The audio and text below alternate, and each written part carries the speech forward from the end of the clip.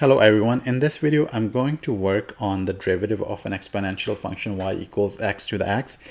So this is a little bit different than normal exponential functions that we see, like y equals 3 to the x. So here we have a constant base, but here we have actually a variable base.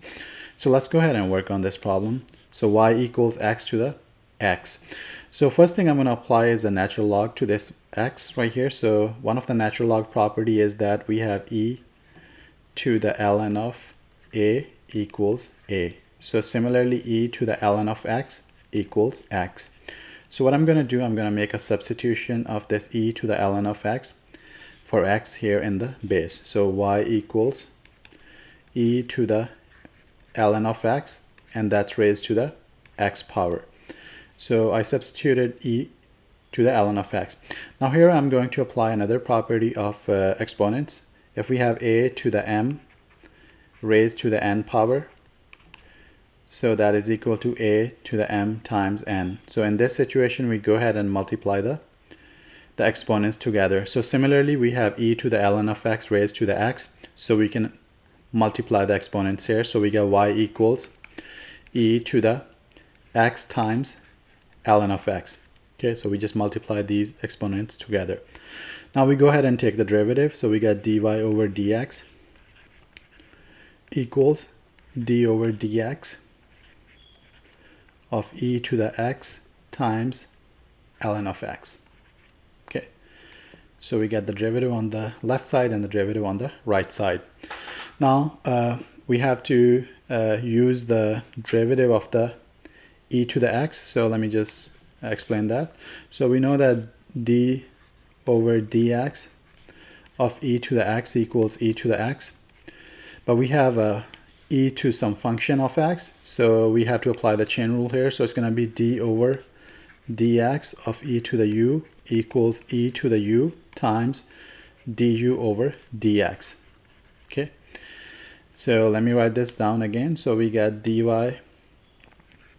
over dx equals d over dx of e to the x times ln of x. Okay. Now here u equals x times ln of x. Okay. Now we go ahead and take the derivative here. So we get the derivative is going to be e to the u. So it's going to be e to the x times ln of x times the derivative of x times ln of x. Okay, so we're done with this derivative. Now we have to take the derivative of this function right here.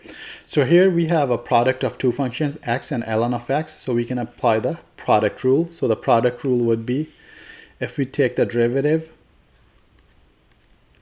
of the product of two functions u and v, it's going to be u times v prime plus v times u prime. Okay, so it's the derivative of your first term times the derivative of second term plus the second term times the derivative of the first term. So we can go ahead and do the derivative here. So I'm going to write it down. It's going to be e to the x times ln of x, and we're going to take the derivative of x times ln of x.